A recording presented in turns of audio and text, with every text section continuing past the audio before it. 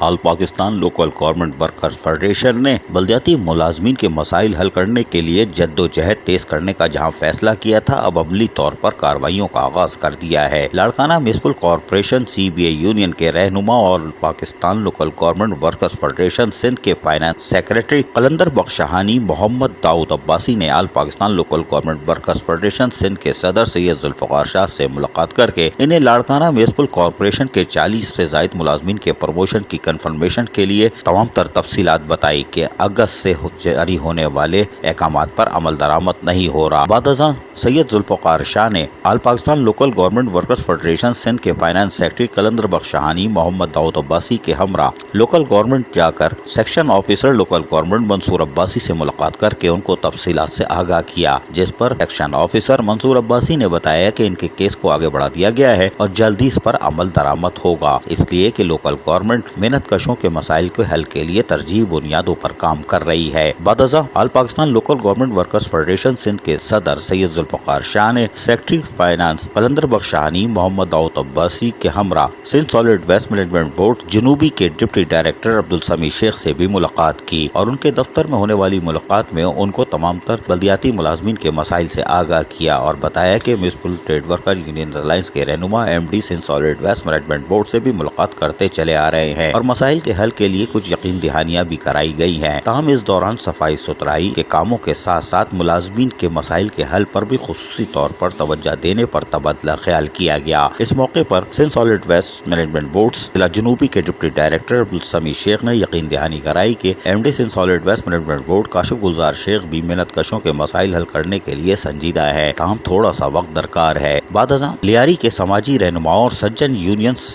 جنوبی کے رہنما عباس علی نے Sindh solid waste management board south کے ڈپٹی ڈائریکٹر عبدالسمیع شیخ کے ہمراہ ملاقات کی اور گاڑیوں کا جہاں معائنہ کرتے رہے وہیں ان کو تفصیلات بتاتے رہے۔ اس موقع پر چائنیز اہلکار اور دیگر بھی موجود تھے۔ اس ہمراہ جہاں مشینری کا معائنہ کیا گیا وہیں لیاری کے سجن یونین کے رہنما عباس علی نے عبدالسمیع شیخ ڈپٹی ڈائریکٹر سالڈ ویسٹ بلدیہ جنوبی کو تفصیلات فراہم کی اور کہا کہ اتوار کے دن کوڑا نہ اٹھنے کے باعث پیر کو 2 دن کا کوڑا ہوتا ہے جو شاہراہ پر پڑا ہوتا ہے، اس کو اٹھانے کے لیے کچھ حکمت عملی طے کی جائے، جس پر Sindh solid waste management board ضلع جنوبی کے ڈپٹی ڈائریکٹر عبدالسمیع شیخ اور چائنیز اہلکاروں نے سجن یونین کے رہنما عباس علی کو یقین دہانیاں کرا۔ عزیز عارف KBS بلدیاتی نیوز کراچی۔